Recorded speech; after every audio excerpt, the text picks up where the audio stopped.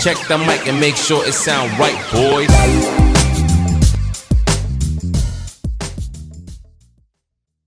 Hello and welcome back to another episode of The Arrow. And today we have a guest from Europe, from Netherlands, and her name is Merle van den Akker. I hope I said it right. Pretty close, pretty good. Welcome Merle to The Arrow, and we're excited to have this conversation with you, which we had a discussion last week also that what we will talk about today, and I'm pretty excited about it. And I hope I don't ask so many stupid questions that you get bored. So I will try to use all my knowledge, which I have already.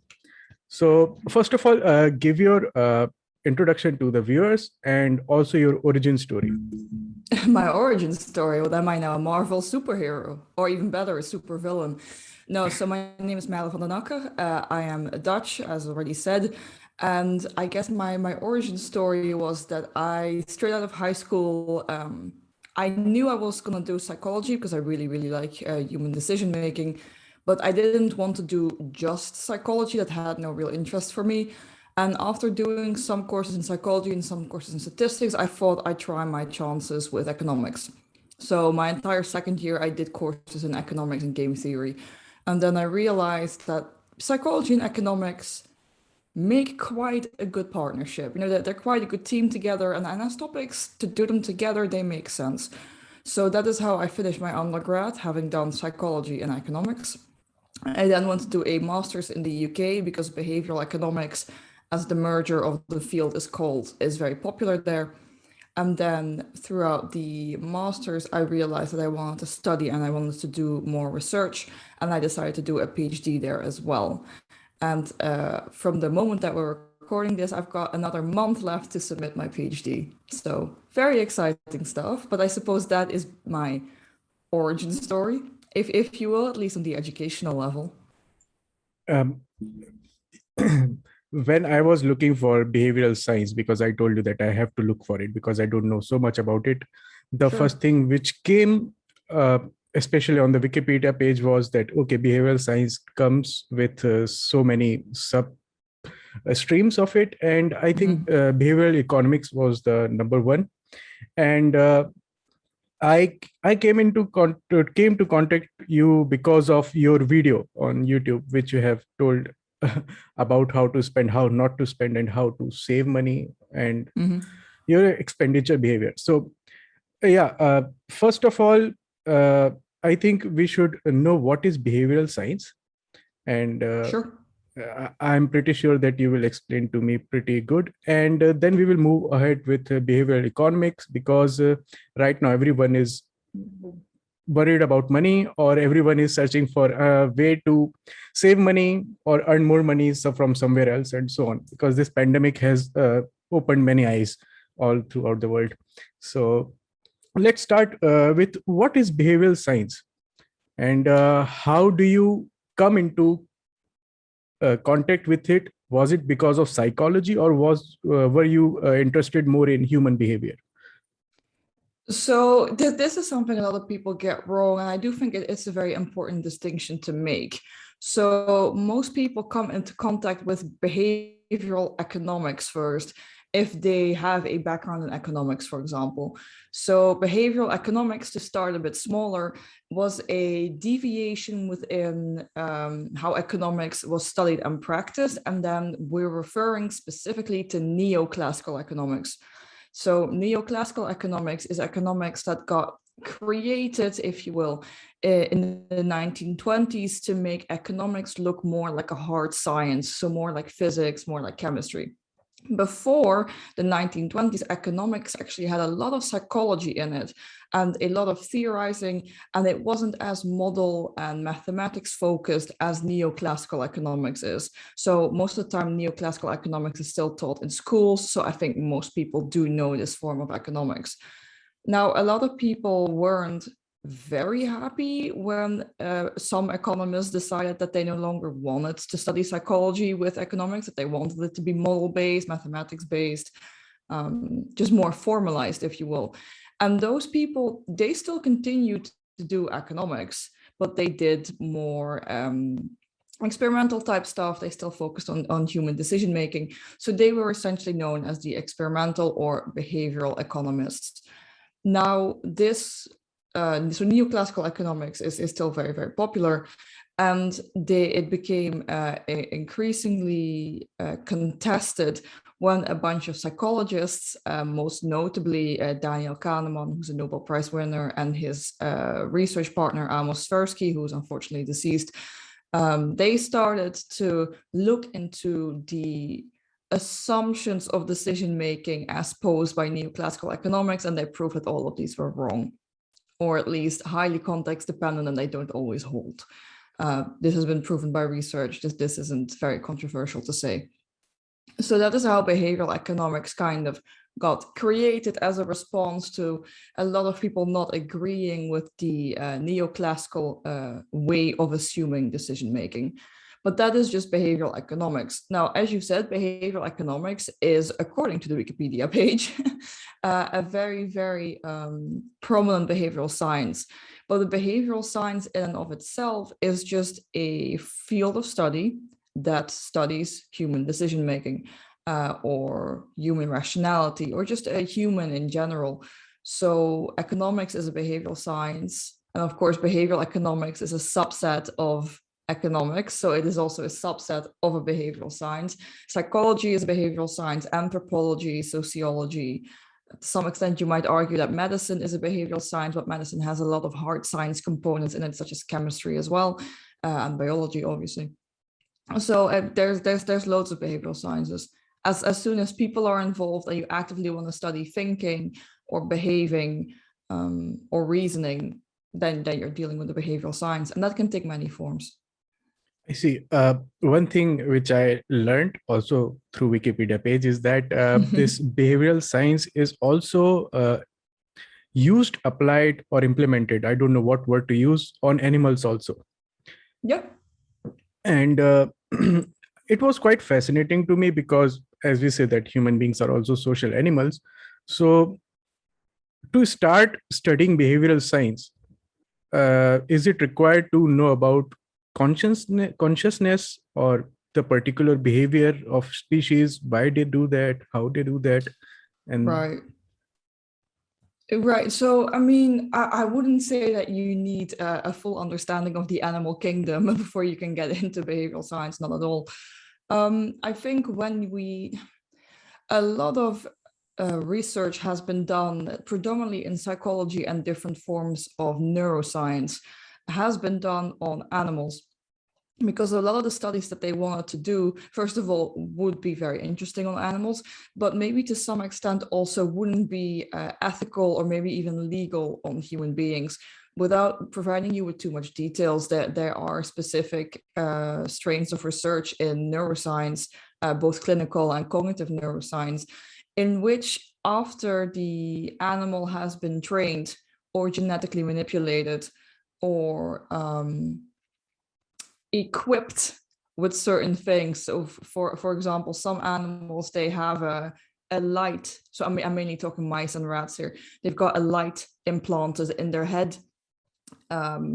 This is not something you can do to humans. So obviously, as soon as the research is over, these animals are then destroyed, to put it quite bluntly. Obviously, cutting someone's head open and implanting a light in there, or genetically modifying a human from birth or even beforehand, is not something that you're going to get through an ethics commission. At least you really shouldn't. So it's stuff like this where a lot of animal research and animal models have come from. There is a reason why there's specifically a lot of research done with mice and rats. I think cognitively and genetically, they are a lot more similar to us than quite a few animals. So that, of course, that's incredibly useful. Doing cognitive research on a squid might not be as useful. We differ from the squid quite a bit, even especially when looking at the nervous system. Oh, that's just a completely different tangent. But it's just so knowing about animal decision making, knowing about animal modeling, and knowing about simple models of reasoning within the animal kingdom has provided us with a lot of information about, humanity and how we think and how we do how we make decisions, how we navigate through the world, for example, without actually doing harm to a person. I see. Let's talk about human beings only. And us human beings do many things. I mean, our behavior is sporadic. It goes all over the place. Sometimes we are happy, sometimes we are sad, depressed. But these are all what I can say, mental things. Mainly brain controls these emotions in us. And then there are things like we get tired, we want to sleep, we want to eat, we are thirsty. So are these things which are more of biological? Does this also comes under behavioral science? Yes, it is. So initially you mentioned, so to be, well, the being depressed is a very, very interesting one, because in a lot of cases that is actually an entirely physiological response. So that has to do with serotonin production. We don't have to get into that. But for example, being sad, being angry or happy or surprised, or any of the primary or maybe even secondary emotions, that is a large field of study in behavioral science as a whole. So there is a lot of economics that focuses on decision making under emotions. I think marketing is a field that is very good at applying that knowledge. Obviously, if you want to sell someone a product, it's probably a good idea if they are in a state of happiness or in a state of desire. This can also very often be referred to as a cold or a hot state in research done by George Lewinstein, who of course is an absolute legend in the field of behavioral science. Now, there are things, like you said, that are more physiological. So, for example, a state of hunger or a state of thirst, or you're incredibly tired and the only thing you want to do is sleep. This does impact decision-making. Obviously, in the case of hunger or tiredness, what the body wants, it signals to the brain, and it signals very clearly, I need to sleep now, which means that you just shift your focus. Nothing else really matters.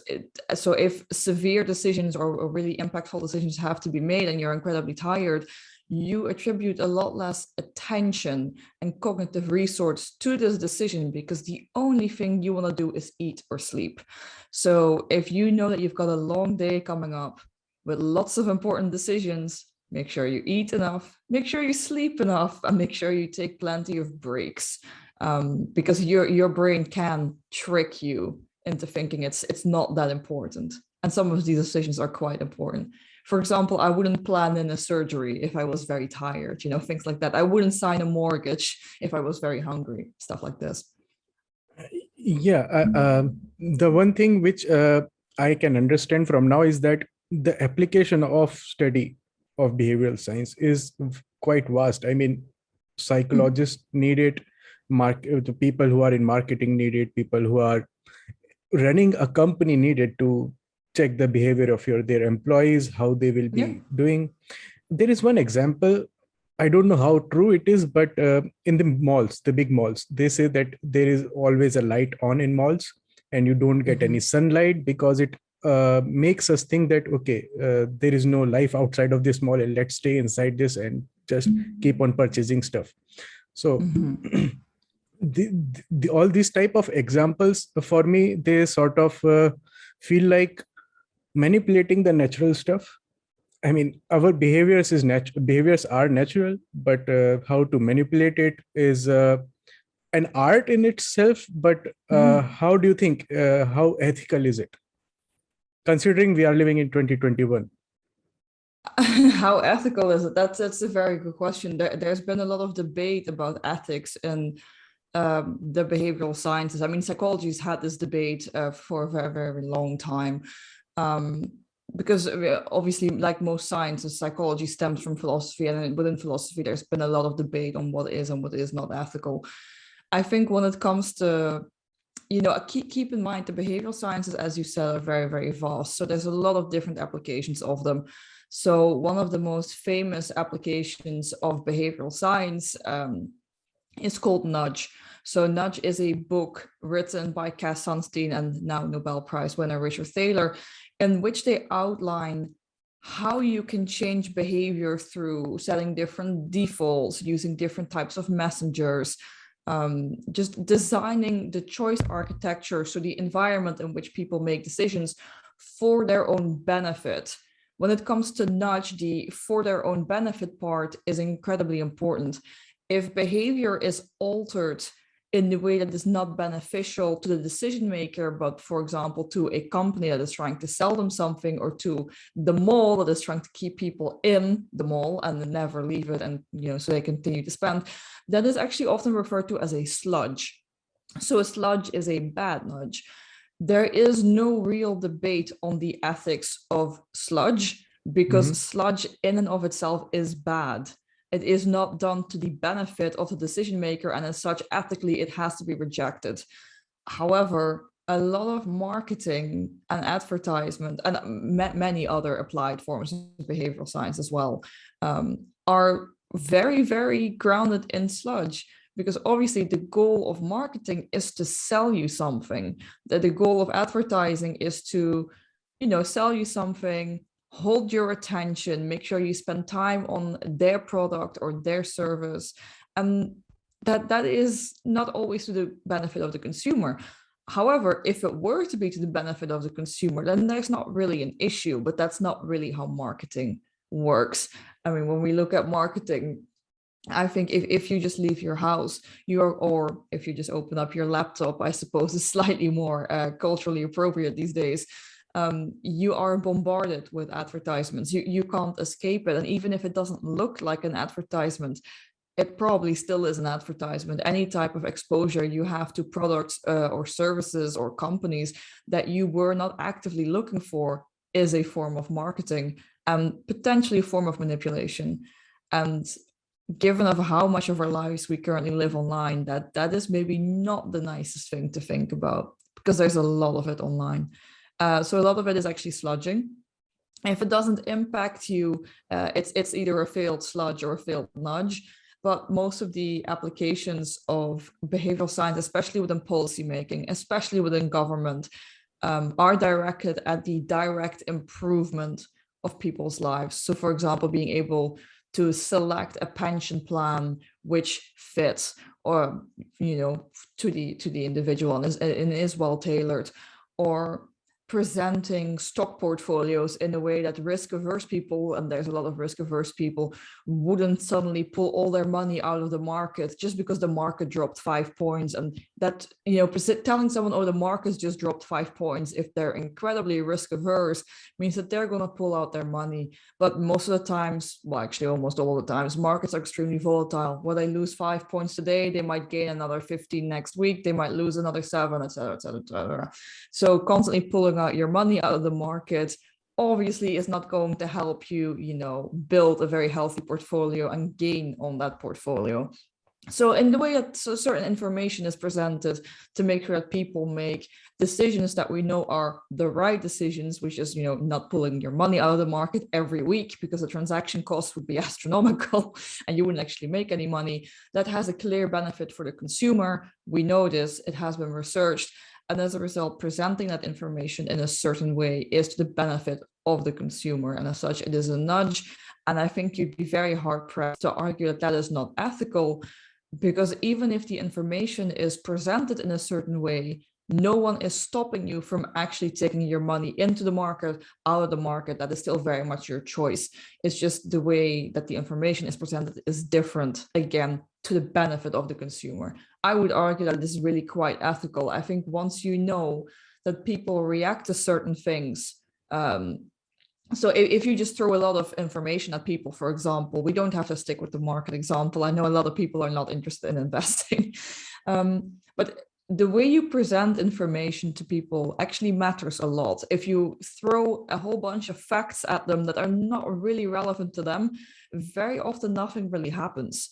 And there are actually also chances that companies that keep doing this as a form of, we're here to help you, or please do this, for all of these factually sound reasons, a lot of people either do nothing because it's too many facts, with maybe not even any relevance to them, or it might actually make them engage with it even less, because people don't like to be bombarded with numbers and stats. In fact, it doesn't mean anything to a lot of people, which is completely fair.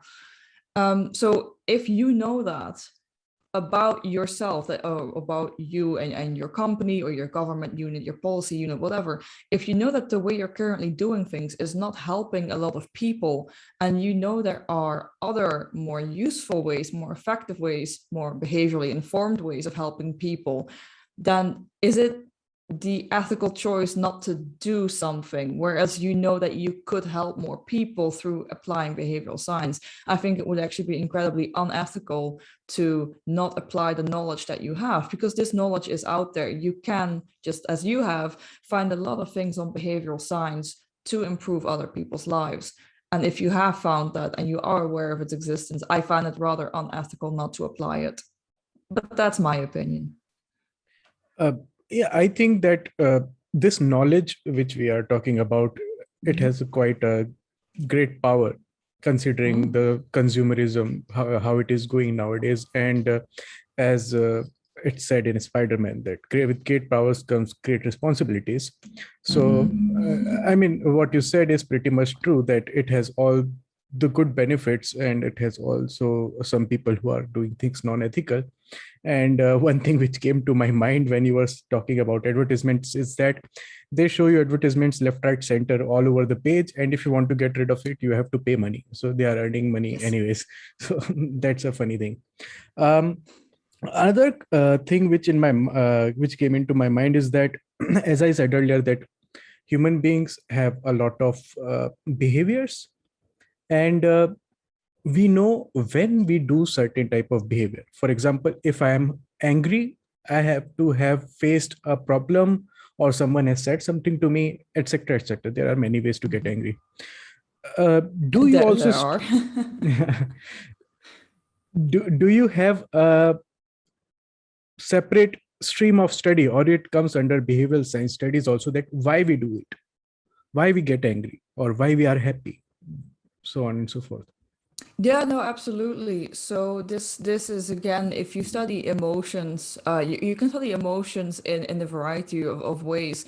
But I would argue that the main field's focusing on emotions, why we experience certain emotions, and how we act when we experience certain emotions. That would fall under a large part of both psychology, the neuroscience, predominantly the cognitive neurosciences, maybe also the functional neuroscience, actually. And in a part, economics. So economics, for example, behavioral economics specifically, has a lot of focus on increasing happiness and well-being. That is a very large subset within the behavioral economics field.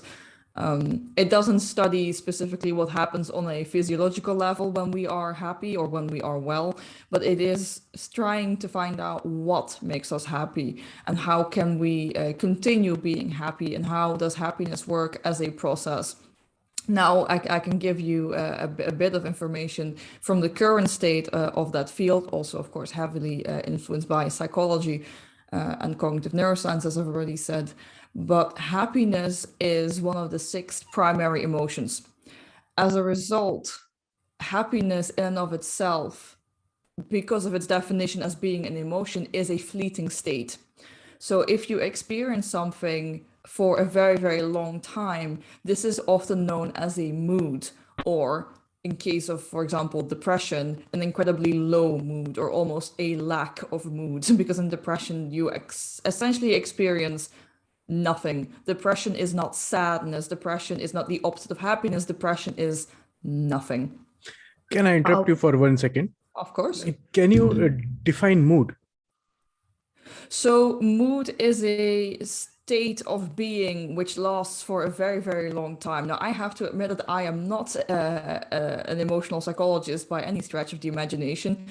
But if you take mood or contrast it to emotion, emotion is very fleeting. So you can't be angry for months and months on end uninterrupted.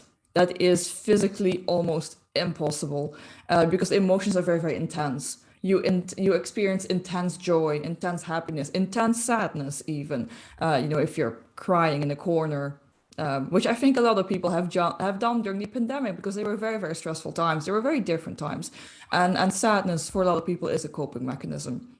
The same with anger. I'm sure someone has punched a hole in the wall when they realize that, the pandemic is very, very far from over. At least I am fully aware of people who have done that.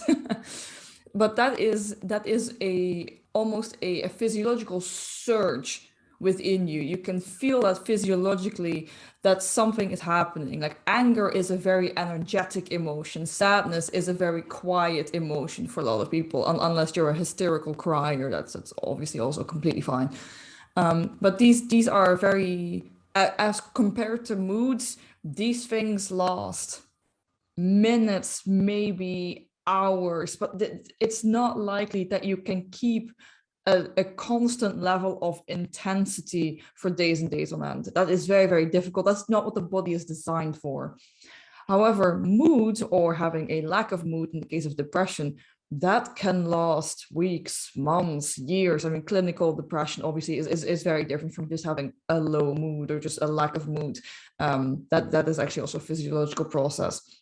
But for example, you can have a relatively low mood throughout, whereas, for example, this again has happened in the past few months or even the past year and a bit, where people just constantly have a low mood because of the pandemic, because maybe they lost their job, and this is not an intense emotion. Although once you're in a low mood, you can obviously experience surges in emotion that contribute to that mood or that are in line with that mood. For example, if you have a low mood throughout, you can have peaks of sadness and anger. That is completely normal. If you're in an incredibly high mood where you're just a very happy person throughout, or no, a very content person throughout, a very optimistic person throughout, you can still have surges of additional happiness, the emotion, additional surges of joy, completely valid. But you can also, of course, still experience sadness and anger, or, these, rather than these peaks, you would experience these troughs, these downward motions. That is how I would see emotions. Emotions are very variable. Moods very often are not. They're also just a lot less intense. They just kind of simmer throughout life, if you will. I see. Let's get to very basic of this behavioral science. So, for example, I don't know, if you just take a topic or take a certain behavior of human beings, and let's continue with anger here. Sure. And when that person comes to you, what all things you write down or note down or observe when you think that, okay, this person has constant angry behavior, and he needs to do this, that, and that. And are you also responsible to tell them that you have to do it to get out of anger behavior? I mean, keep in mind, I am not a psychologist, nor am I a practicing therapist. So I'm a PhD student and I study how people spend money. I have absolutely no duty to tell someone who's acting very angry and acting very angry constantly that is what they're doing. I don't have to show up to them and tell them that, like, hey, I think it might be A, B, or C that's causing you to feel this way constantly. That is in and of itself a completely different profession. So, for example, this would fall into the realm of psychology, psychotherapy. Again, not all psychology deals with telling people or helping people discover why they are feeling certain ways, what might cause that, and how they can go about that. That is a very specific subset of psychology, which is therapy focused. Within the behavioral sciences as a whole, because it's such a big umbrella term, this is a tiny field. Obviously, this is a very valid field. It is incredibly important that if people do find that they are constantly experiencing certain thought patterns or emotional patterns or mood patterns even, that they cannot resolve themselves and that are impacting their lives, that obviously it would be very helpful if they went to therapy and figured out a way of coping with that, or a way of figuring out why that is. But most people in the behavioral sciences do not do this type of psychological application. So in behavioral science, normally you generalize things that, okay, most human beings will do these things if we nudge them or sludge them this way. That is again a form of behavioral science. So this is the thing with behavioral science. I think a lot of people are confused as to what behavioral science is because it can be so much. Because within the behavioral science I study, yes, there is a lot of work being done on if I present you with information this way, how will you act differently from if I had presented you with information in a different way? If I don't present you with any information at all, what happens? How do people react to certain things happening in the stock market? If we had presented that differently to them, what would have happened? Why do people not save money? Why do people not send up a retirement fund? Why do they underestimate the impact of really rare events or overestimate the impact of very frequent events? It's about judgment and decision making, predominantly in typical healthy normal subjects. Fields, of course, there's many fields also studying not atypical people, or non-normal subjects. These are two different terms. And obviously these fields also exist, but again, these are fields that I have very limited experience with, so I wouldn't want to talk on them. I definitely do not have the expertise. But very often, at least in my field of study, we are looking at decision making for typical normal people. And then yes, it can be like, hey, I see that you have a problem with a certain type of behavior, or it would be beneficial for you if you did XYZ. However, you're not doing XYZ, and I want to find out why you're not doing it and how I can make you do it for your own benefit. Obviously, always with the entire possibility that even if I roll out certain interventions or create certain policies, that people can still actively make the choice of being like, I still don't want to do this. Like, I know it's to my own benefit, but I still don't want to do this. And within behavioral science, there is no consequence beyond the individual just not doing it. That there is no punishment, if you will, except for the consequences of not doing the action. Behavioral science very often doesn't punish in that sense. At least nudge does not come with punishment. I think once you're looking at levels of punishment, you're more looking towards the field of law, where, for example, if you now smoke inside a bar, you will probably be fined, for example. I see. I have another question. It may sound again stupid, but do have a map. I don't think any of your questions have been stupid so far. Don't worry. So if there is, if you say that you are talking about a normal species, or who is a standard one, I mean, so do you have a map for that, that if we do this, or an algorithm or a flow chart, that this particular species here, like human beings, they will do this if we nudge them this way, or they will do that if we slush them that way? I mean, if only it were so simple, right? That would have been incredibly useful. I'm afraid these flowcharts do not exist because what we see very often is that even if we're looking at a sample which is relatively homogeneous, so they're relatively similar to each other. Again, this has a massive issue that most samples aren't homogeneous. So obviously a PhD student, so a white female Western PhD student, aka me, is very different from someone who's not my age, not my gender, not my race, not my educational level, not my socioeconomic level. Like, these things impact how people see the world, how they reason about the world, and how they make decisions within that world. And that is ignoring the fact that obviously if I make a choice, for example, I might have a completely different set of options as to compare to someone who isn't like me. I think socioeconomic standing is always a very good example of that, because as if you believe in the socioeconomic system, which the UK upholds very strongly, obviously, if you're in the top layer, which means that you are of incredibly good socioeconomic standing, what that essentially means is that you have high social status because you're wealthy. Essentially all of that means. But obviously an incredibly wealthy person, if they have a specific choice set, their choice set is not very much constrained by budget. Now, if you have the same thing for someone who's from a much lower socioeconomic class, very often just meaning there is a lot less money to go around, their choice set will be different because it is constrained by their budget, which here just means money. Someone in the lower socioeconomic classes might not even have considered going to university because I think, as most people know, university in the UK is incredibly expensive. And if you're struggling to get food on the table from day to day, just spending tens of thousands per year on education is just so far removed from your reality that is never even considered. So if someone asks a child from a lower socioeconomic background, what do you want to do in like 5 to 10 years? Technically speaking, they could say that they want to go to university, but that is not super likely given their background and their budget constraints.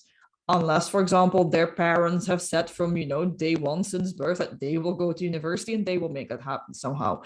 Within the higher socioeconomic classes, going to university has been so normalized and so standardized that if you ask a child there, what are you going to do, in the next 5 to 10 years, university is just the default. That is just what's going to happen. That choice set is completely differently constructed. I don't think a lot of people currently, but that's just a critique of the educational system really, think of much else to do between the ages of 17 to 25 and going to university. Of course, this is predominant in the Western world, or Western cultures, if you will, because that is apparently just what we decide to do. Once we hit the age of 18, we go to university. That's what everyone else does. Sometimes our family has done that, not always. And that has just become entirely normalized. That is our choice set for us, in the higher economic classes. The default is going to university. And if you deviate from that pattern, you need a very good reason and a very structured plan as to why you're deviating. Within other cultures, or within the specifically lower socioeconomic classes, this is not the default. And as a result, if you do want to do that, you're going to have a very good reason as to why you are going to university and how you're going to pay for it. And it's just a completely different way of reasoning, which has been determined largely by factors such as your socioeconomic class and what the people around you deem as normal. But technically speaking, they might just be people from the same country, same age, same race, might be same gender. It's just the socioeconomic class completely impacts how you see the world. So when we look at that flowchart of yours, now suddenly we have to account for which country are they from, their age, gender, race, socioeconomic background, whether they are neurotypical or atypical, whether they fall under a normal sample group or patient group, if you will. And suddenly this flowchart is very, very complicated. It has about 25 different populations on there with their own arrows and their own interventions. And then some things might work and then some things might not work. And then suddenly you're looking at a flowchart that has like 600 different appendices. And it's become very, very difficult very, very quickly. And then we haven't even looked into things that aren't necessarily determined by very outward apparent characteristics such as race, gender, or nationality. What you can also then look into is how risk averse is someone. So how willing are they to take risk? I personally am not a very risk seeking person. So I'm very risk averse. And then some people, they discount a lot. So discounting in behavioral science refers to how easy it is for you to look at the future and integrate the future into what you have now. So for example, if you're a very patient person, then you discount very, very little. So something in the future is worth, still quite a lot of money, even if you can't have it now. Someone who discounts a lot, so someone who is very, very impatient, they have this thing where if they get it now, it's worth everything. If they get it a week later, the thing that they get a week later is not relevant to them at all. And this is actually one of the main reasons that people don't save money for a later day. They want it now.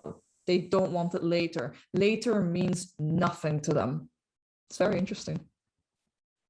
Yeah, it is pretty interesting. But I will give you an anecdote. My personal anecdote is that I told you I am an engineer and mechanical specifically. And for me, physics is the field and maths is our language. Fair. So physics is quite vast, but for us, everything is physics. And maths, we use maths as a language. So is there some one thing, because when you were explaining me this, that it depends on so many different things. And if you come to India for that matter, I mean, India itself consists of so many countries from Europe. I mean, language, behavior, everything differs within 100, 200 kilometers or miles. I don't know what you use. So Kilometers. okay, so yeah, 200 kilometers, everything changes. So what is the one thing or primary thing which the whole base is made of behavioral science? People. Wow, that's too simple. Yeah, I'm afraid that that's all I can give you. So the entire premise of behavioral science is just that people make decisions, and there are a lot of factors that go into why a certain decision was made, and it's our job to figure out what, how, where, and why, and when. So just throw all of the questions at it, and if it can be changed, and if it can be changed, how should it be changed, if or should it be changed at all, and to whose benefit? And then you end up in an ethical debate quite quickly. Yeah, I mean that answer people stumped me, because it is perfect answer for my question, and I do not have any more questions to ask about that, because yeah, that is people. So another thing is that just for example, if let's take a contemporary example. People Sure. before 2019 or 2020 for that matter, from till 2019, people behaved a little different way. Personally, Yeah. I used to spend a lot. I was that person who doesn't care about future, because I feel that who knows if there is a tomorrow or not. So Yeah. I live that way. But after this pandemic hit, I started to think differently, and my behavior changed. I still spend a lot, but now I also started saving, maybe because I'm getting Good. older, I don't know. But do you think that the behavior of people, I know people will be the same, but there is always a transition phase, like just for an example, every before an year of every election, people's behavior change. They do not meet with their family and friends the same way, if they are obviously political people.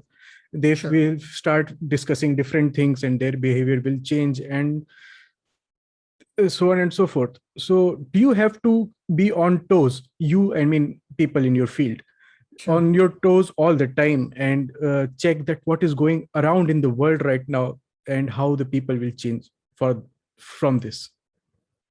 So that's a really good question. I think every single time that we see a shift in what's happening in the environment, we know this will impact decision making. Now, keep in mind, if there's people doing emotion-based research, just the way you react to something once you're angry doesn't really matter too much whether Trump or Biden is in the office. I mean, I know who I prefer, but that's neither here nor there. It might be that certain people are a lot more angry when one or the other is in the office, and I'm sure a lot of people were very angry when one replaced the other. That's neither here nor there. But a lot of fundamentals about human decision making, they don't suffer from these changes in environment as much as you might think. So, for example, emotions are so robust and so individual to the person that it is very difficult. They can be triggered by external factors, but how a person deals with their own emotions doesn't matter too much whether we're in a pandemic or not. Granted, some people want to go to the gym and punch a punching bag. A bit more difficult if gyms are closed, but on a physiological and emotional level, a lot of these things stay the same. Now, what we did see throughout the pandemic, that a lot of people lost their coping mechanisms. A lot of people had their lives built in a way where you get up, you get ready, you get out, and you go to work. And then at work, you work, and then you come back home. You have the ride, the walk, the whatever journey home to detach yourself from work and move in back to your home life. And then obviously once you're home, you don't work. And for a lot of people, this setup is all the boundaries that they need. And this works great. So when they go home, whomever they go home to, even if they live alone, then you unwind and you do whatever else is associated with the rest of your life and that you actually want to do. What we saw during this pandemic is that obviously this entire schema was impossible. A lot of people, some of them lost their job, which means you lose your entire routine and of course a form of income, which are both incredibly stressful events. People who don't know where their next paycheck is going to come from and experience a lot of stress because of financial reasons think about the world differently. This is very similar to what we talked about earlier, where people are either tired or hungry. Your focus shifts, and your focus now shifts towards money or lack thereof. Are you going to make it to the next month? Where's your rent going to come from? How long can you sustain this? Obviously, the stress of having to find a different job. People under stress make very different decisions because they focus very, very differently. Some of them might become incredibly risk averse. Some people become more risk seeking. To go back to the flow chart, depends on the kind of person you are. So you can make another 26 flow charts. So, and this is obviously another thing that we're trying to look into. And there is research on this because this is incredibly important. But then the other thing that I mentioned, people lost their routine. And what friends and colleagues of mine focused on, Ali Fenwick has called this panic working, where a lot of people, they rolled out of bed. They might not have, they probably did not put on like a full suit or, an office outfit, if you will. And they just rolled out of bed in their pajama, maybe they brushed their teeth, I hope they did, and then they immediately started working. Obviously, that is not the same thing as getting ready, having breakfast if you do, and getting onto a form of transport and getting to work. That is not the same thing psychologically. And then what happened now is that instead of people working during, the time that they normally did transport, they worked more and more and more. Instead of having more time to themselves because they didn't have to do the journey to and from work, they filled that with work. And some people worked even more. Some people, they had breakfast behind their laptop. They had lunch behind their laptop. They were working throughout. They were working well into the night. And this is what Ali dubbed panic working, where it's just, there is nothing else to do. You work. People around you are losing their jobs and you want to make sure that you don't lose yours. So you make sure that you become an unmissable player in your team or to your boss or whatever. So you work. You don't really want to think about the state of the world because the state of the world currently isn't very good. You work. Your entire coping mechanism is based on work. Obviously, this is not something that is healthy. I mean, I love a good work ethic. I'm sure you do as well. I appreciate people who get things done when they say they get, by the time that they said they would get these things done. But to work and not have any time for yourself or to relax or to wind down or just any psychological barrier or delineation between when you work and when you don't work is very, very dangerous. So I think within the first half a year of the pandemic, so within Europe, this was March 2020 till September 2020, and then we had the summer break in there as well for our calendar year. What we saw is that by the time summer hit, obviously not much of a summer break. Most people like to go somewhere over summer break. That wasn't actually, I do think people went on holiday, but it wasn't that feasible, and then quarantining and all that type of nonsense. So a lot of people didn't even take a break. By the time September had passed and we moved into the autumn of 2020, burnout numbers were staggering. And it makes perfect sense. You can't work nonstop for 6 months. Hell, you can't even do that for a month straight. This will have immense psychological impact if you only work and you don't relax or you don't play. And there is a lot of behavioral scientific research. There's a lot of research in management. There's a lot of research in psychology on how to deal with that. Both how do you recognize what people are doing? Because Ali Fenwick, as I've mentioned, he wrote this article from the perspective of how can a manager recognize when their employees are doing this, because obviously managing someone via a Zoom meeting is not the same as seeing them in the office, like seeing them almost cry behind their laptop screen. It's not the same thing. So it was written as a way from the perspective of the manager. How can you recognize these symptoms? How can you deal with these symptoms? How can you assure, obviously panic stems from fear, but panic working stems from predominantly fear and stress and not knowing what to do. It's kind of like a headless chicken running around, essentially. Although they ran around for about 6 months, which is quite impressive. So how do you recognize it? How do you deal with it? How do you help people who are experiencing it? And from there on, how do you prevent burnout? Because once someone is actually experiencing burnout, that is a severely difficult thing to fix. Yeah, that gave me so many flashbacks of myself, what I did in 2019, 2020. Oh, great. Yeah, I still remember that what you said. I was doing actually the same thing. I took a shower and brushed my teeth, but yeah, after that Good. I was behind my laptop, and I don't know. You said it right that only working gave me something to think about, because there was no certainty what is going to happen next day. Things will open, not open, I will get sick or not. And yeah, there was a burnout, and I got rid of that burnout by getting sick, actually. So I think getting sick was a sort of a break for me otherwise. And I became hyperactive also, and I started so many things. This podcast is one thing. Yeah, it was the same for me, actually. So your audience probably doesn't know, but I run my own blog, but I did it at the start of the PhD. And then during the podcast, a very close friend and colleague of mine was like, listen, I need something else to do besides work. She loves listening to podcasts, and she was like, let's just make a podcast. Let's talk to people around the world who do behavioral science, who love behavioral science, some really big fish in behavioral science, and let's just interview them. Just as a way for us to not constantly work. And I was like, you know what, sounds great, let's do it. So we were exactly the same. We also started a podcast. I think a lot of people started a podcast in 2020. Yeah, I guess it's most entertaining thing for people who want to learn or know some things about anything. So yeah, podcast is the best thing. I have one question directly to you. Which Sure. particular human behavior is most interesting to you, and why?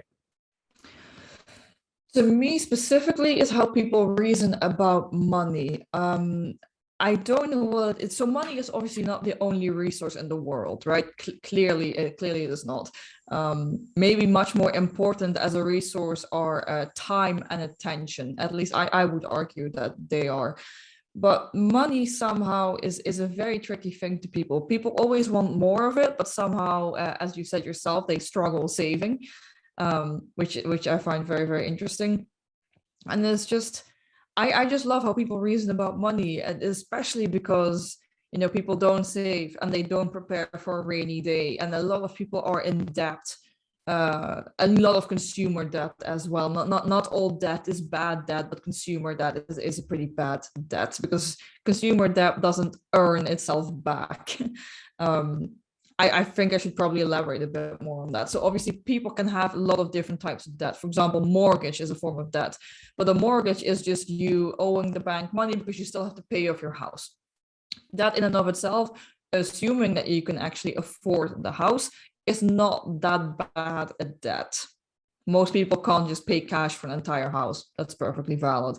Another form of debt, which is very often seen as an investment, is taking up debt for higher education. So obviously higher education, depending on the country, can be incredibly expensive. Most governments, but also some private institutions, they offer you a loan, which means that you can pay for your education under the assumption, which is not always true, but under the assumption that once you have a degree, your earning potential has increased, and as a result, you will be in a position to earn more money and pay back the loan. These things are not bad in and of themselves. Either there is a collateral, which is the house, or there is an idea of increased earnings, and of course, as a result, increased money to pay the loan back, in investments such as education. Consumer debt is the type of debt that is predominantly associated with a credit card, where you are in debt to consume. So, for example, you don't currently have the money to buy, name something expensive, an iPhone. iPhones, I think, are quite expensive. I don't like them, but that doesn't matter. And then you know the new iPhone's coming out. This thing's expensive. You kind of only bought the other iPhone a year ago, but you want the new iPhone. You're a complete Apple junkie. If that's you, it's fine. But whatever. And and you buy the new iPhone, but you don't actually have the money to buy a new iPhone. But you do have a credit card. So now the iPhone is on the credit card. Now, what most people don't realize about credit cards is that credit cards cost money, and they cost quite a lot of money. So to explain how a basic credit card functions, some of them have interest-free periods, which means that you have to just pay the iPhone back within a certain time frame. But these interest-free periods, they end. So I think a lot of credit cards, they've got like 6 months free interest, and then after those 6 months, you get interest. A credit card has an APR of, at least in the UK, somewhere between 20 and 28%, say on average 25, because it's easier to calculate. Which means that on a monthly level, again, 25-ish divided by 12, you have to pay about 2% on the money that you already owe. So if I initially buy an iPhone, that iPhone has cost me £1,000, dollars, euros, pick a currency, it doesn't matter too much. Then after 1 month goes by and I haven't repaid any of that money, which is not good, then I have now an additional interest on this money, which is 2% of the 1,000. And 2% of 1,000 is only 20 euros, pounds, doesn't matter. But if you keep doing this, then the next month it's another 2% on the 1,020, which is, my mathematics here isn't great, but that would mean that you owe about 1,041 ish. This is going a bit fast, and then the month after that it's 1,062, and the month after that it's 1,083. Take it how you want it. And then if you leave this for an entire year, what you have essentially done is that you've got another 25% on your initial borrowed sum, which means that instead of now owing 1,000, you owe 1,250. And there are things such as minimum payments, that you at least repay some of it, or that you at least have to pay back the interest, depends on the credit card company. But suddenly this iPhone has gotten more expensive. You already have the iPhone, good for you, but you also have a debt that keeps growing. And a lot of people forget that money on the credit card is not your money. It's the bank's money or the credit card company's money that you eventually will have to pay back. And if you don't pay that back quickly enough, this grows and grows and grows. This is also known as compounding, or it's interest on top of interest on top of interest. A lot of people don't understand compounding. It's not very intuitive, but this does happen, and this costs a lot of money, because what you have just done, if you don't repay your iPhone debt, let's call it that for a bit, it now means that the iPhone has become 25% more expensive, which in your case means that you have to pay 250 additional pounds, euros, dollars, coronas, I don't know, pick something, on top of the additional price. And the iPhone was very expensive to begin with. So if you take anything away from this podcast, hopefully, the money on the credit card is not your money. The money on the credit card is very expensive. And yes, you will have to pay that back eventually. So try to just stay within your means, because a lot of people have credit cards to be able to buy things additionally, which they otherwise could not afford. If that is the case, and if that's the reason that you have a credit card, it means you can't afford the credit card. So get rid of it. It's not good for you. It's not there to help you. If you can't afford it without the credit card, you cannot afford it, period. Let it go. Words of wisdom. No, yeah, I was thinking while you were telling that, what if I have talked to you maybe 8, 10 years ago? I was that stupid guy. I don't use credit cards anymore, but once upon a time I used to do it, and every month I was thinking that now what mathematics to be done so that I can pay this one or I Yeah. can. So yeah, I know how it feels like, and it's not good, and it gives you No. an unnecessary stress, which is Hmm. I think quite bad for you. And yeah, this conversation is a good leeway for our next topic, which is behavioral economics. I mean, we have talked about economics in marketing in between a lot, but Hmm. can you define this term to the viewers again, please? Yeah, absolutely. So behavioral economics is specifically within the field of economics.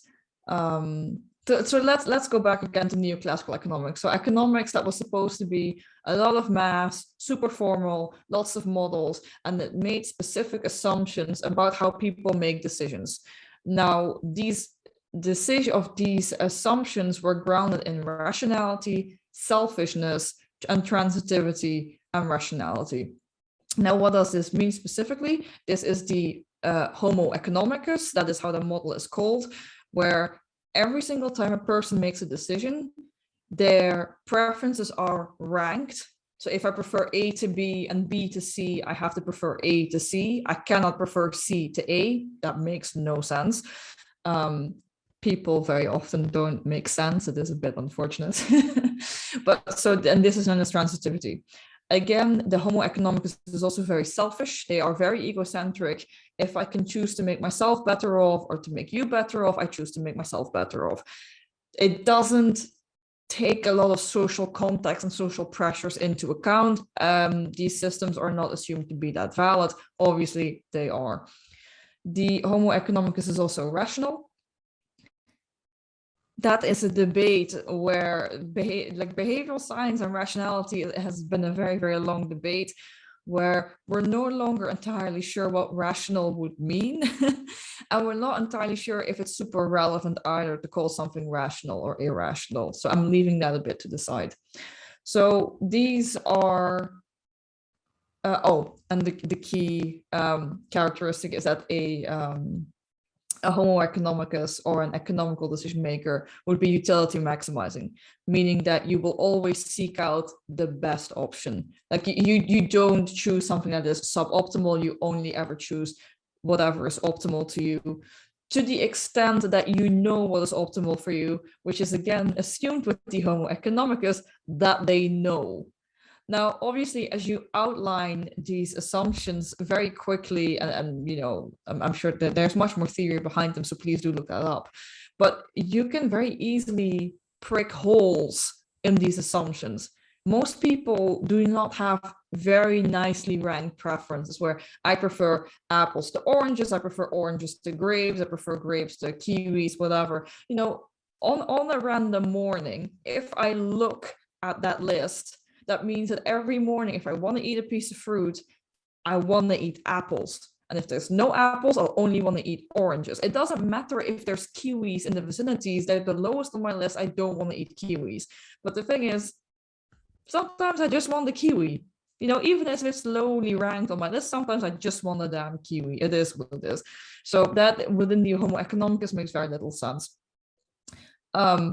As I've already said, there are sometimes social pressures, which means that you can't be selfish. So that thing went out the window. Rationality went out the window a very long time ago, whatever it may mean. And then the idea that we maximize our utility against a certain choice set, that really assumes, and I always use the same example for this because I'm not very creative, but for example, we don't have to go back to the iPhone, but I do actually always use the phone market. What does it mean for you to have to buy a new phone and then you want to buy the phone that is the best for you? That is what a Homo economicus would do. You have to research and research and research the phone market until you find the phone that works best for you, meaning the price is right, the specs are right, the color is right, your friends love it, you know, keep whatever type of characteristics you're working with. But that is not what people do. First of all, that is exhausting because the phone market continuously updates. Probably within the time that we've been talking, probably another phone has already been released. Maybe several phones have been released. It is impossible to keep track of the phone market. So that there is no real point in this, looking for this optimum. This optimum is very, very elusive, and probably you're never going to find it. So utility maximizing, no. Most people are utility satisficing, where they have a list of criteria. For example, I want a phone, like I only really want a Samsung. Why you might only want the Samsung, I don't know, maybe your friends only have Samsung, so you fit in well. You prefer it to be black. It's just a stylish color. You need at least so much RAM. You need about this much memory. Say you need about 132 gigs of memory or whatever. And then you just kind of jam these things into a search engine or a technology platform that you normally buy from, depending on the country that you're in. I think a lot of people would use Amazon for this, or Tech Shop, which is completely fine. And then they go through a list. They might look at about 20 different phones. I'm pretty sure Samsung has 20 different phones, so they're black with 132 gig, probably. And then you pick the one that you like best for whatever reason. And again, that doesn't have to be a rational reason. It just has to be a reason. And that is how most people go about buying a phone. Or if they know very little about phones, they ask a friend of them who's an expert, be like, hey, can you recommend me a phone? Then you look at the phone together. And if you can afford the phone, you go, yes, I'll take that one. This is not the utility maximizing process of spending hours and hours researching the phone market. That is not what most people do. Some tech junkies do, some people who are really into the phone market do. There's a lot of experts and professionals and enthusiasts who review phones or who review tech for a living. I'm sure they will do that, but that is not them making a decision. That is them having a certain lifestyle or maybe even a certain profession. That is very, very different. The average person, not a utility maximizer, just a satisficer. They just, as soon as something meets the criteria and is good enough, excellent, it has now been purchased. Congratulations, you now have a new phone. Not bought on credit card, I hope.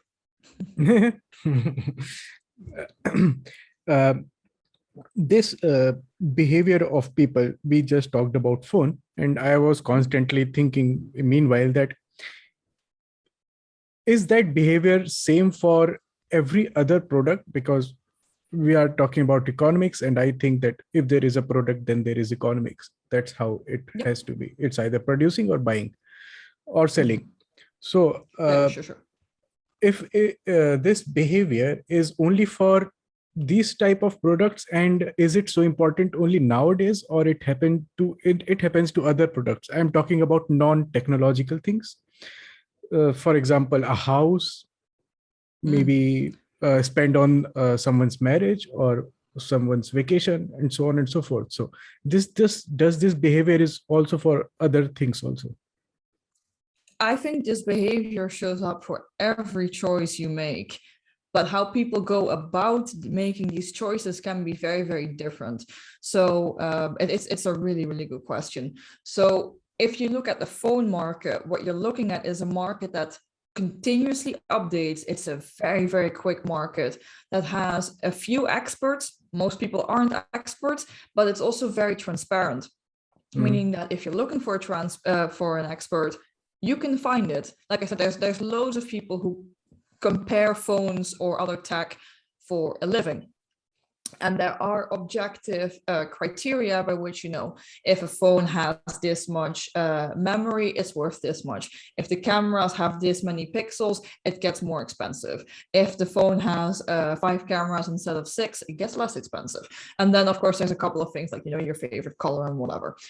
But it is, with a phone, it's quite clear what these are the specs and this is the price. That ratio is quite clear. Obviously, you've got phones that are a lot more expensive and you're paying for brand names, and you've got phones that are a lot less expensive. Sometimes that's quality, sometimes that's because they are having a different market strategy. For example, this is very niche, but when OnePlus the phone companies started, their phones were relatively cheap because they wanted to get higher levels of market penetration. Now their phones are also quite expensive. And now Xiaomi, another Chinese-based phone company, is doing the same strategy. Their phones are relatively good. They're still relatively cheap. They want to have a high level of market penetration so they can become an established company. Very, very common strategy. Now, within the technology market, that is kind of what you're looking at. You know the specs, you know the price, there are experts, there's a lot of information to be found online. Houses, as you just mentioned, are a bit different because what you're not buying is assuming that you're buying a home and not an investment property, people reason about houses very, very differently. Obviously, it's a much larger expenditure than buying a phone.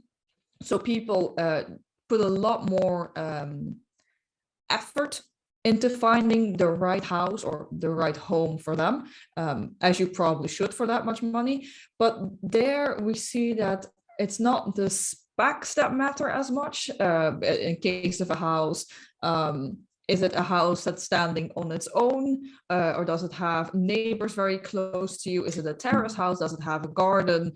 How close is it to a station or a nursery school, depending on what life cycle you're in? Is it next to a cemetery? Has someone been murdered in this house? You know, these are the types of specs that might change your price. But a lot of people also just have very strong preferences based on where they grew up themselves. Some people don't like houses with more than 3 floors. Some people don't even like houses and they only like apartments. Some people love gardens. Other people hate gardens because it means they have to do more upkeep. Some people want to live really close to a station because they travel a lot. Some people don't want to see a train or a car within the next 15-mile radius.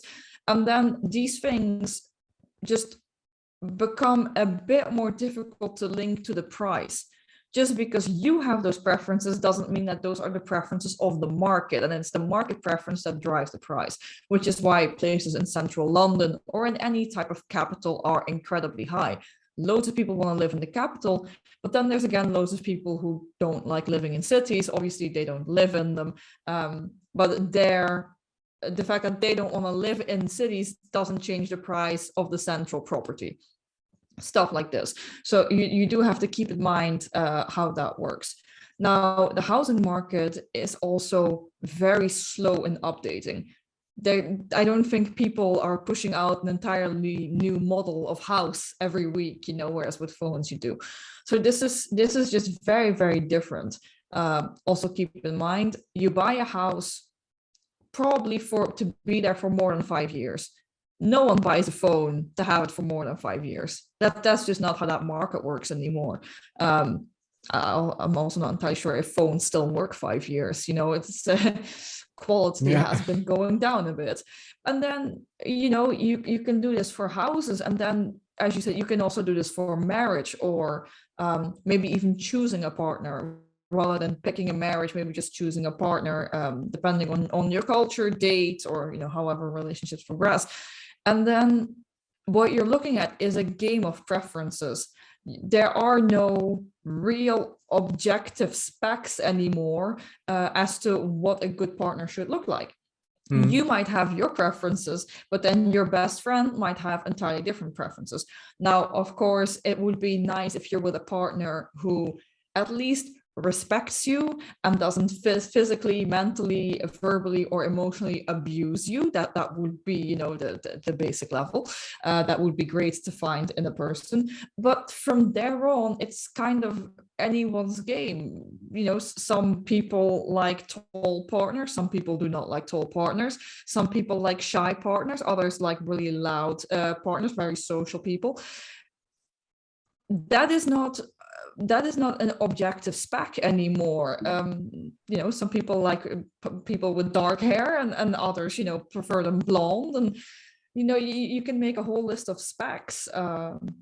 But there are quite a lot of specs that just don't work. I mean, there are a couple of things that people seem to sort of agree upon. And it is nice to have a person who makes a lot of money. that is just in general because it gives financial stability, and everyone likes financial stability. It is nice to be with a person who has a good sense of humor and who can make you laugh. Everyone likes a good joke. It is nice to be with a person who is very respectful to their family, because that's very often an indicator that they will also be respectful to you, especially if you also start a family. But after that, it becomes a lot more difficult, and suddenly you're not looking at specs, but you're looking at preferences. And then things become so individual that it is difficult to put a price on them. And what we often see with we see this with houses, we see this with consumer goods that you have for a long time, and I'm sure this works for partners and marriages as well. But the more time you spend with something or on something or with someone in this case, the more you like them. It's called the effort effect. So, and at the very start, you like something more because it's yours. That's called the endowment effect. But you also love something more or someone because you spend a lot of effort on it. So this is the effort effect. This is ironically also known as the IKEA effect, because with IKEA furniture, you have to spend a lot of time building the damn furniture, and it's a very effortful process. And at the end, you're also happy that you have, you know, build your own Kallax or whatever this thing is called over here. It is from IKEA. And, you know, you love it more because you spent time on building it, and it's now your own. The IKEA effect. It works for marriages too. One thing, I mean, while you were answering, a curiosity got in my mind, and that curiosity is that does the behavior of however we define it is different between rich and poor people? Does their expenditure behavior differ? Because I have seen some rich people who are like totally extravagant. They have gold or diamond studded watches and a jet plane and whatnot. And then there are some rich people like Bill Gates or Mark Zuckerberg or people like that who at least portray that they are living very simple. However they are living, who knows? But when in public life, we see that they are living quite simply. They don't have so much extravagant. And then there are some poor people who, or by poor, as I said, it's different in different, but by poor people, I mean, who don't have enough money to be so extravagant, but still they are caught in that whirlpool of showing off things. So they spend a lot. And then there are poor people who, as you said, that spend whatever you have and don't take debts and don't use credit cards. Right. So have you observed that difference in people, generally speaking, between rich and poor, the behavior of those people? So I have never myself personally researched the difference between how poorer people reason about money as compared to how richer people reason about money. Obviously, there is, except for, of course, all these psychological factors, there is obviously the idea that if you are very, very rich, to the extent where you buying a private plane kind of doesn't even remotely impact what else you can buy, you know, for the rest of the months that you bought the private plane in, that is the type of rich where you don't even really have to think about money anymore. It's just not, your focus probably isn't money because the money is there anyway. That is quite a certainty. Of course, the reverse can also be true. Now, the way that people reason about money, regardless of whether they are rich or poor, ignoring this more physical constraint, if you will, this more economic constraint, can come from childhood. But even then, it can still go two ways entirely.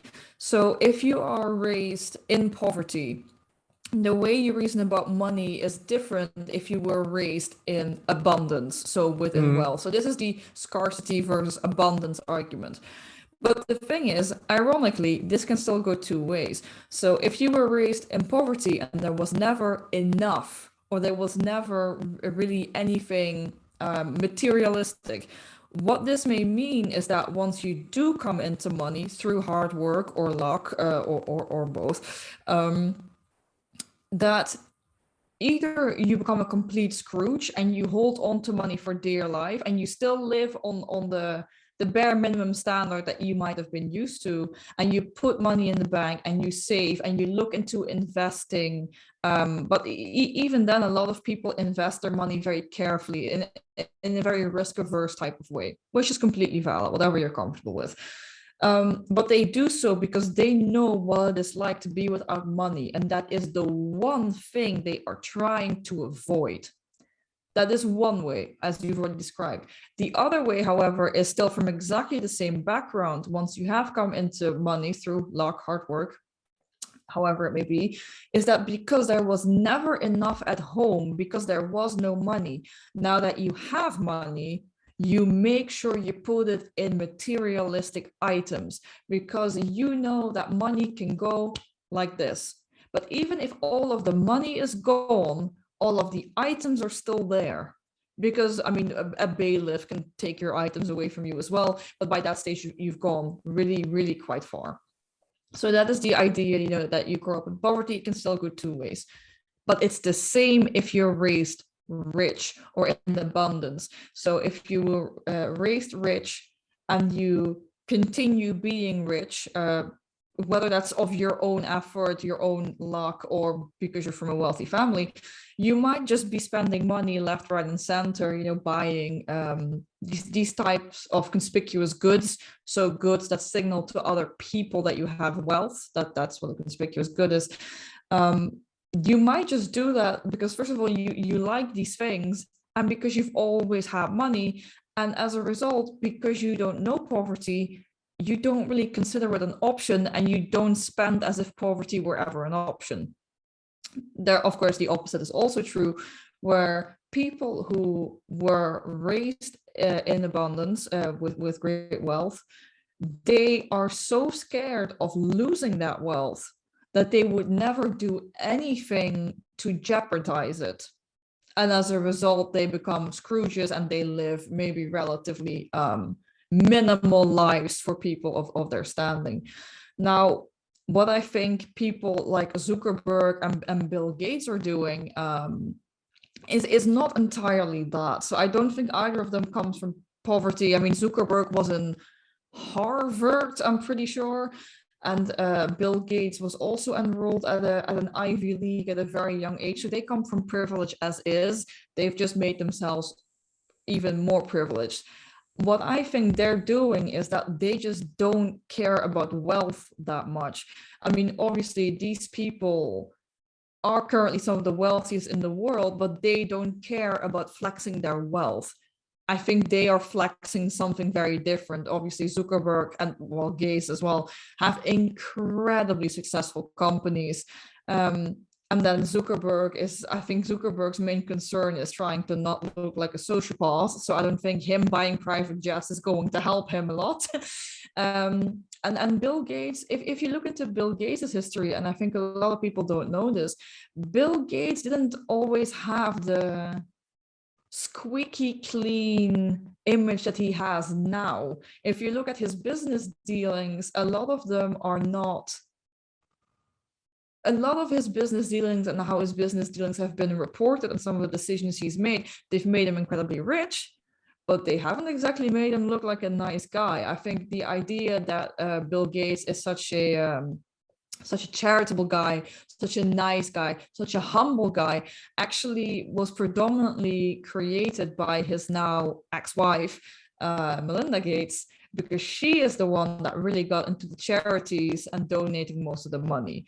So I think Gates and Zuckerberg, I don't think they care about flexing consumer goods, because like everyone in the world knows they're loaded. You don't need to show up with diamond studded watches and whatever, which the reason that people buy these types of things is to flex wealth if they are very rich, or if they're not very rich, for them as a way to display that they're not nearly as poor as other people think. It's a status thing. It's a psychological relief of poverty, if you will. It in the end makes it worse, but I think a lot of people are very scared of being perceived as of low socioeconomic standing. And of course, if you can afford yourself, luxury items, branded items, expensive looking jewelry, obviously you must have been doing something right in life and you must have been very successful. No one wants to be seen as unsuccessful. I think that is, to a large extent, what's going on there.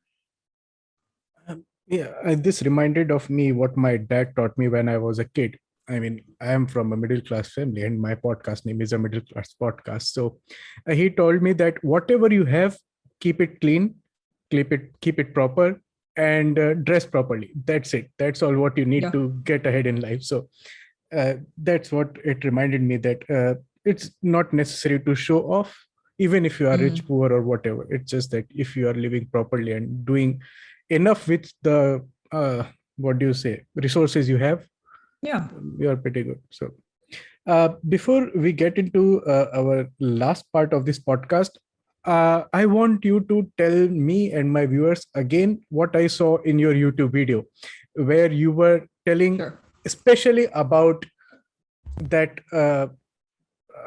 what should I say, a helpful feature in Amazon, that you have your debit card or credit card or bank account linked to that, and you have to just select that product, 2 clicks, and that product will reach your home, and you will not even realize that how much money you have spent, how much money is in your account, how much money has gone from your account. So please. Yes. So yeah, to give a bit of a background, so my entire PhD is me studying payment methods. So I find it very interesting that as payment methods have become easier and easier, so we moved from cash to credit card, from credit to debit card, and then we've moved to contactless cards, which is just you tap your card against a terminal and you move on with your life, no PIN, no nothing, it's very quick. And then we've moved on to mobile payments, which is the same thing with a mobile phone. And then obviously online commerce has come up throughout the 21st century. And there have been a lot of additional features within the online commerce environment, which makes spending very, very, very, very easy. And I think one of the best examples, or one of the most famous examples of that, is the Amazon one-click buy system. So Amazon, by this stage, knows a lot of things about you. It collects data at almost an unprecedented rate, where, as soon as you have bought something via Amazon with a payment card once, it's going to ask you whether you want to save that card. Most people do that, because having to get your card out, wherever your card may be, and then dragging it to the laptop and then interrupting the payment process, it's just a hassle. And if you're on Amazon, you just very quickly want to buy something, fair enough.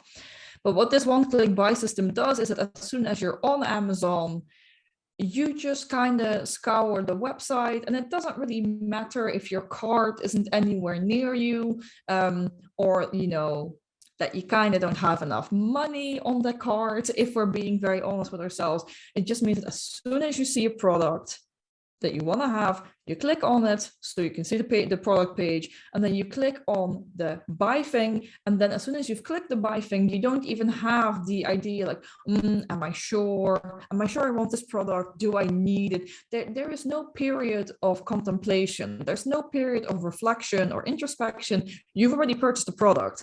Like this game is over, you've lost. Amazon has won. So, in a couple of days, maybe even less than 24 hours, this product that you have now purchased will be at your front door, and you will be the owner of a new product that you haven't even considered buying for more than 2 seconds. Not so good. I think people are better off if they spend a bit more time on questions such as, do I really want this product? Why do I want this product? And obviously a very important economical question, can I afford this product? Which obviously these are 3 questions that take a couple of seconds, and clicking the buy button takes less than a second. So it's just very imbalanced. And this is actually what I would call the sludge. This is a sludge. This is a design feature in the choice architecture, which is not to the benefit of the consumer. It really isn't. I see. that is definitely like what people say, that I am a consumer zombie. I don't think, I just buy. And uh, I don't know. Today it felt like a therapy session for myself, because everything you are saying, I do it, or I have done it in my life some point. And yeah, as I said, that after listening to that video, I have removed my card details and bank details from Amazon. And Very good. now uh, you know how it is, I feel like I am a robot or something. I see this thing, and after that, seeing that thing, how it comes to my home, it's totally automatic. My mind doesn't work. I don't have any thoughts. It's just like, okay, I want it, it came.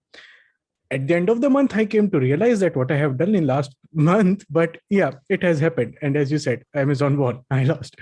So Yes. I mean, this is a great thing. And what you said, that is pretty true. I tried myself, I think 2 days ago. I wanted to buy something, and I was on my bed with my laptop, and I said, okay, my debit card is there in another room, and I'm lazy. It's right now 10 o'clock. Let's not buy it. And next morning, I thought, why do I need it? It's okay. I don't need it. Yes. So, No, this is really good advice. I think so. Obviously, when we buy things such as a house, we take weeks and months and months and months to contemplate what we want, if we can afford it, what we can afford, etc., etc. But obviously, as soon as you start looking at phones, we spend a lot less time, which makes sense because the expense is less. But what a lot of people don't realize is that if you buy a lot of small things from Amazon, and you buy a small thing every couple of days, and with small, I mean relatively inexpensive, a lot of inexpensive things become one very expensive thing. Where if you spend, you buy 3 things from Amazon every week, they're all under £20, but that means that in total, at the end of the week, you have spent around £60 or just under £60 on Amazon. And if you do that for every week of the month, just assuming that a month has 4 weeks, you have now probably spent just under 240, but definitely above £200 or whatever currency on Amazon. That's a lot of money. £200 on Amazon is a lot of money. That means that within a year, that's about £2,500 just on Amazon. And if you can save yourself that money by just not having your card saved in Amazon, I'm just, being on your laptop on the bed and being like, I don't want to get my card. And, I'll think about it a bit longer. I'll sleep on it. Then that is enough to actually make sure that you don't buy these things, or at least you buy less of these things. And maybe instead of having spent 2,500 on Amazon, maybe you have only spent 1,000 on Amazon, which means that you haven't spent the other 1,500. And there's a lot of things you can do with £1,500 or whatever currency. And a lot of people don't realize that. So don't just go on like online sites or like in real life. Don't randomly go on a shopping spree, either without a plan or without a budget, and don't just buy things as soon as you see them. If you see something you like, save it, like hyperlink it, book tab it, whatever you do, whatever system you're on, save it somewhere and look at it again the next day. And maybe if you can wait that long, look at it again the next week. And by that stage, if you're no longer that interested in it, just delete the tab, forget that you ever saw the product, move on with your life and spend the money on something good. Maybe start saving, because saving is really quite important. And if you have saved a decent amount of money, maybe look into investing. connected to this point, I have a question. And there are certain countries, and India is one of them, where they are trying to develop a cash-free society, where they do not want to use cash. Everything should be online, either through mobile apps, cards, and whatever. What are your thoughts on that? And is it a necessity for the future, or is it a stupidity where we all are going? So, without trying to summarize an entire field of study, what we saw when people moved from cash to credit card was that people spent more they spend more often, they don't feel as attached to the products that they've purchased, they don't recall how much they've spent properly. And there's just a whole, and they buy more on impulse. The food they buy is unhealthier, etc., etc. So that is just moving from cash to credit card. That's not good. Obviously, that's not good. We haven't seen as much when it comes to the debit card. We've seen similar things with contactless cards, and we see some interesting behaviors with mobile payments as well. The thing with cash is that it is very clear when you're out of money. Because if you've got a couple of notes and those notes are gone, the money is gone. You're done spending. This is very, very easy. Also, having to hand someone over cash is a very physical act. For example, if you know, before the pandemic, because the pandemic has started the war against cash, because cash is supposed to be dirty. Before the pandemic, you actually physically hand over cash. You get some of it back, if you get anything back at all. And that is a very salient thing in the mind. So cash is very physical. It's very clear how much you're spending because there's numbers on cash. You know, the denomination tells you how much you're spending, and as a result, you know, this value, this transparency, this physicality, and this limit. Once you're out of cash, you're out of money, you're done, go home. Essentially that. Credit cards or any type of plastic cards or anything linked to a bank account doesn't have that. Tapping a plastic card on a terminal and moving on, that's not salient. That doesn't tell you how much money you've spent. That doesn't really register. It's too quick. It's not physical. And that means that people start to feel very differently about money. There haven't been any studies on this yet, because they would be longitudinal studies. So they might be conducted right now, but there's no results out yet. Is how do people start to feel and reason about money if they've never used cash? So I don't know about you specifically, but when I was younger, so in my country, the Netherlands, when I was born and when I was young, we still had the gulden or the guilder in English, but we got the euro in 2002. However, there's still cash systems. We had pocket money. So when I was of a certain age, we got like €2 or €2.50 a week, you know, a total of €10 per month. You know, I felt very rich. And you learned how to reason about money by putting it in a piggy bank. So there's a lot of physical money about, but that can't be, or it would make absolutely no sense if that was psychologically the same as how opening a bank account for a very young child and then teaching that child about money by showing them the numbers on that screen.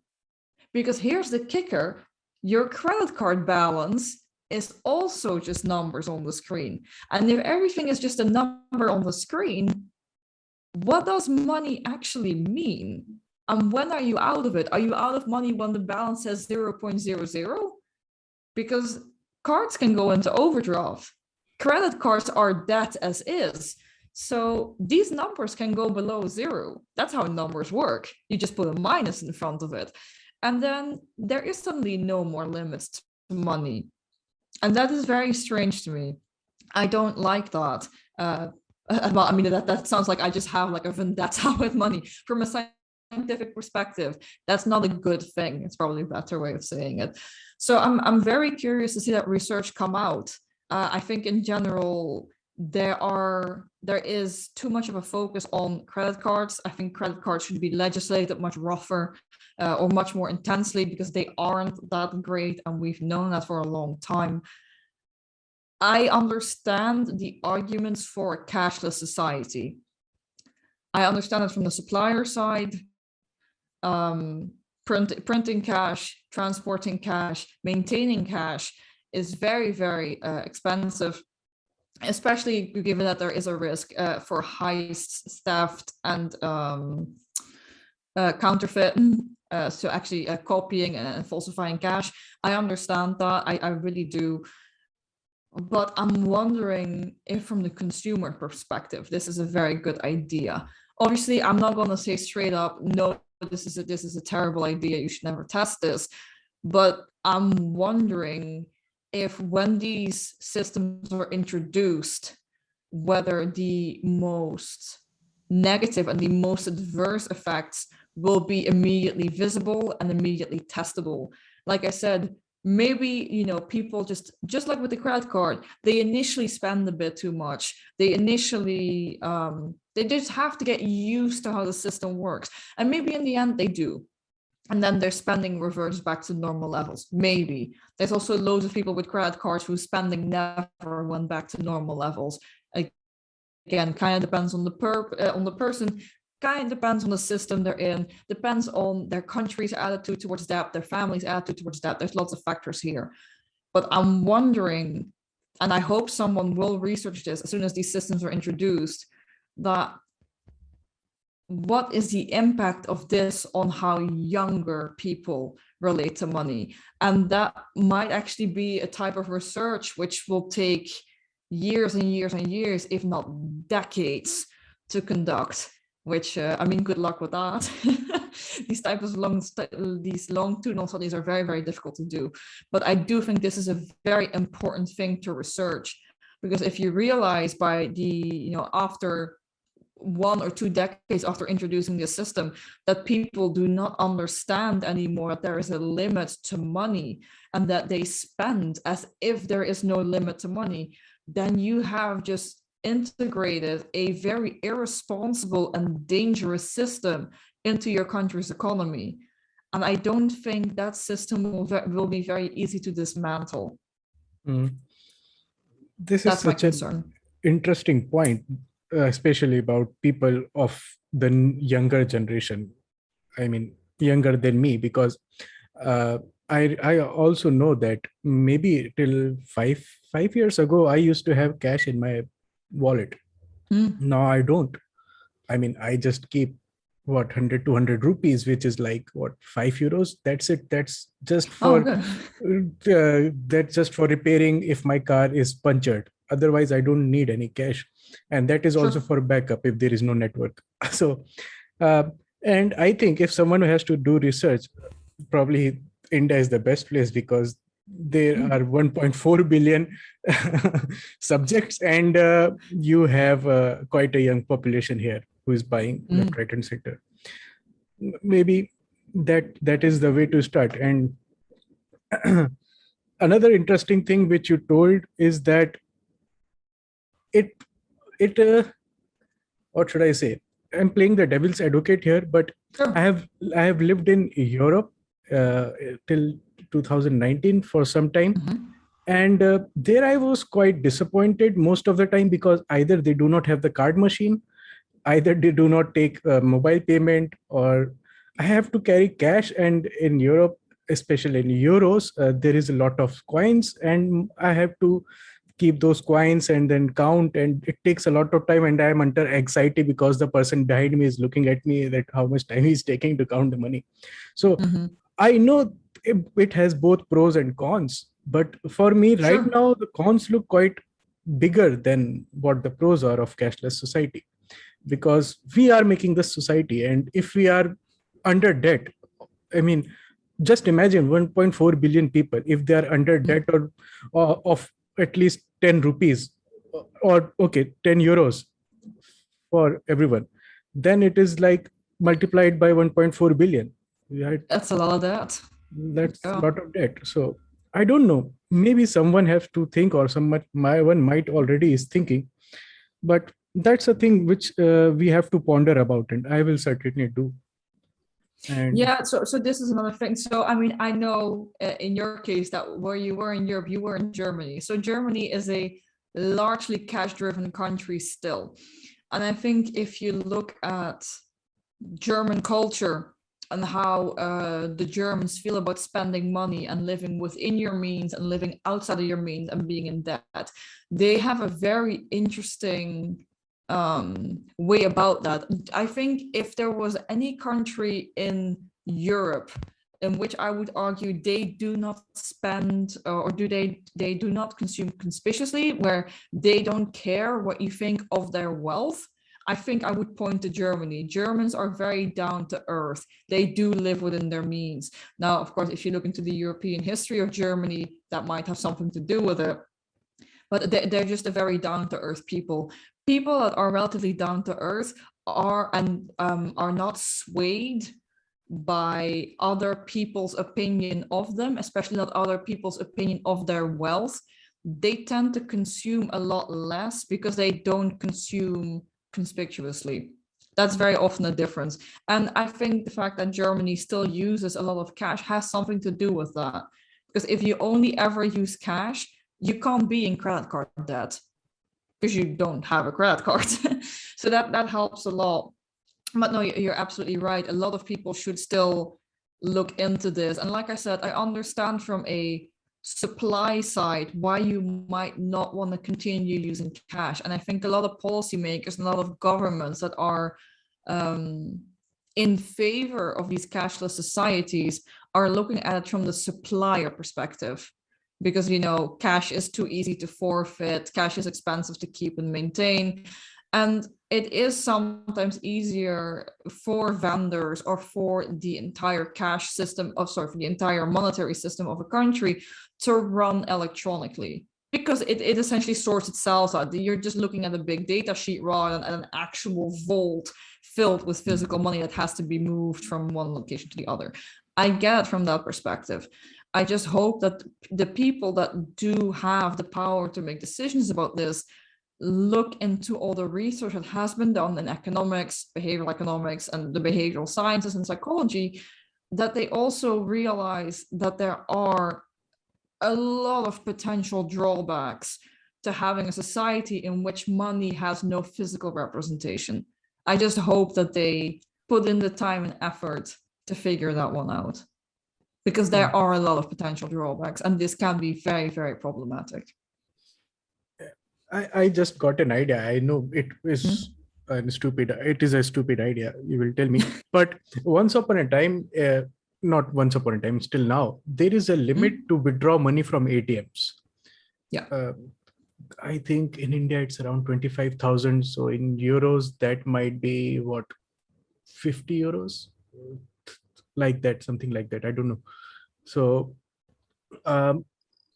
there should be at least a limit how much you can spend online without cash through every mode, and that should be equal to what is in your account or something like that. I don't know. A program has to be made and people should install it and then use that application to. Yeah, I should file a patent now. Anyways. So there are a lot of PFM, so personal financial management tools in the market. Some of them are linked to payment methods, for example, Revolut or Monzo, Starling Bank. I think they're all European based. I think an American one might be Mint or Minted. I know those systems. Outside of Europe, I know these systems a lot less well. But they are financial trackers. So you link all your card and your bank accounts to them, and they keep track of what money goes where, which category it is. And with some of them, you can set specific goals, being like, send me an update when I've spent 75% of my eating out budget, or just make sure that I can't decline my transactions if I spend any more money on Amazon, for example. So I think you can put in categories, specific vendors, specific times, maybe even that you just can't spend. So these apps, I think, do exist. But what kind of people get drawn to these apps? Well, people that spend a lot of time on their personal finances to begin with. So again, these are the tech junkies, or in this case, the PFM junkies, who love personal finance, who love optimizing their personal finance, or people who know a tech junkie, where the tech junkie has just told them, like, listen, you spend way too much money on this, or like, your finances are terrible, whatever type of conversation you might be having. And they recommend someone to use these types of apps. But you have to be quite an enthusiast anyway, or be close to an enthusiast to even know about these apps and implement them in a way that they're meant to be implemented. And then suddenly you're looking at a very small population, whereas many more people could benefit from using these types of apps. So this is a problem, and this will continue to be a problem if, you know, we have our credit cards in the Amazon one-click buy system, and then we spend a lot of lonely nights just going and scrolling through Amazon. Yeah, I have had those nights a lot. Anyways, this is my last question, and I always ask this question to everyone who comes on my podcast, and because it is my personal treasure hunt or search, what is happiness for you? That's my question. What is happiness for me? So I guess as soon as you ask someone who knows that happiness is a fleeting emotion, you're not gonna get a very good answer. So knowing that happiness is a fleeting emotion and that the mood, so the thing that is constant throughout is contentment, I suppose that for me to be happy would be to be content. And in my case, that would also mean to not have any worries. So to be in good health, not have any worries about my health, to be in good financial health, not to have any worries about my finances. So I think for me, happiness is a fleeting emotion. And what I'm aiming for is to be content and grateful. A lot of contentness comes from being grateful for what you have, both in a material sense, but I think much more often in a non-material sense. So to be grateful and have content with the people you have in your life, with the things that you have done in your life, not in a bragging way, like look at all my awards. I have none, by the way, but just you know, look at all my awards or whatever. Look at all my achievements.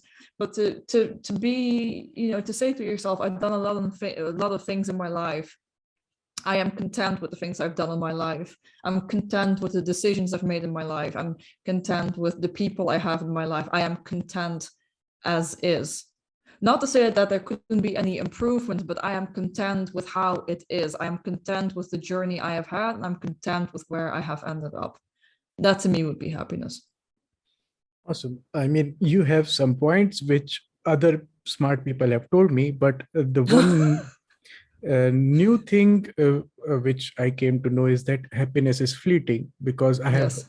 I think I have told you that some people told me that happiness is a choice. Some people told me happiness is a graph. It keeps on increasing or decreasing based on what is going on around you, and Sure. so on and so forth. Grateful is always, it's common with everyone. You have to be grateful Yeah. of what you have. So, I mean, it's interesting. I think after a century of episodes, I have a thesis about by myself, what is happiness for smart people. Maybe, and I I will. can imagine that you do. Maybe you can do a PhD in it. Behavioral economics studies a lot of happiness. Yeah. I don't know if I can study this thing, because I will study because of interest. I can never clear the exams of such interesting things. The lucky thing with a PhD is PhDs in America, they're a bit different, but very often a PhD in Europe is just a continuous program of research, and you don't actually have to do exams anymore. So you could. You could. So yeah, I have to go to UK now. Think about it. Yeah, but then you have already told how much expensive it is, so I have to think about it. Oh, no. So keep in mind, so PhDs in the UK, you can get a scholarship for. So they then pay you to do the research. They're not paying you a lot of money. Like I think it's barely minimum wage if you look at all the hours that you have to work. But you should get paid for the PhD if you're on a funding scheme or on a scholarship. If you go to the Netherlands, the PhD is actually registered as a full-time job, so you get paid a full-time wage. Same in Germany, and Switzerland actually pays a lot of money for PhD students as well. Scandinavia is the same. And all these countries I've just mentioned have behavioral economics programs, and I know very specific cities that would have behavioral economic programs studying happiness. So if you ever change your mind, you know, let me know and I'll link you to some people. Awesome. And do you also teach young people in your university? And what do you teach? That kind of depends. So I have taught marketing, I've taught business statistics, I've taught game theory. I've taught neuroeconomics, which is the neuroscience behind economic decision making. So how we reason about time, risk, ambiguity, uncertainty, and how this works in the brain. One of my favorite courses to teach. So yeah, I've taught a wide variety of things that I have a background in myself, which I've thoroughly enjoyed. So yes, I do teach, and I do really enjoy teaching. That's pretty awesome, and that's why I like doing this podcasting thing. I mean, I would have never met you or talked to you or asked you any questions if I had no podcast. So I'm quite happy that this is happening, and this is what should I say? Some way or other, this will help me in future and help people who are watching this also in future. Some way or other, at least they will remove their debit cards from Amazon. At least do that. So, please do. Please remove all your financial information from Amazon or Alibaba or whatever site you're using. Please, please, please, if you can't afford a credit card, cut it up. Well, I mean, pay off your credit card debt first and then just cut up the credit card. Honestly, you don't need it in life. If you can't manage it, you don't need it. Trust me. If that's all that people get from this episode, you know what? Fair enough. It's good enough for me. Good enough for me. Good enough for everyone, I guess. Nobody will regret it. No. So tell the viewers where they can find you, where they can follow you, and then we can close this podcast. Sure. So I guess it kind of depends how you want to follow me. So I'm very active on both LinkedIn and Twitter. Both of those are just my name. So Merle van den Akker. I'm sure it's spelled somewhere because I know it's not the easiest name. And then if you were really interested in the topics that we discussed today, I blog about those topics as well. Those you can find on moneyonthemind.org. And then if you want to know more about behavioral science and other just great people in behavioral science who've done much more research than I have done and who are much smarter in this field than I am, please check out the Questioning Behavior podcast, which is on every podcasting platform, including YouTube, where my amazing colleague and friend Sarah Bowen and I interview people in behavioral science about whatever topic they are an expert in. We have a great time doing that. So yeah, you can find me as soon as you type in my name. Honestly, I have optimized my SEO. Yeah, so I will put all the links down in the description, and cool. Yeah, please visit her website. It's informative but also interesting. I mean, even if you are not interested, you will get a new information, and new information is always interesting. And yeah, with that, yeah, please like, share, and subscribe this channel. And keep on showing the support which you are showing since last 1 month, I guess. And thank you very much. And adios. Bye-bye. Later. Check the mic and make sure it sound right, boys.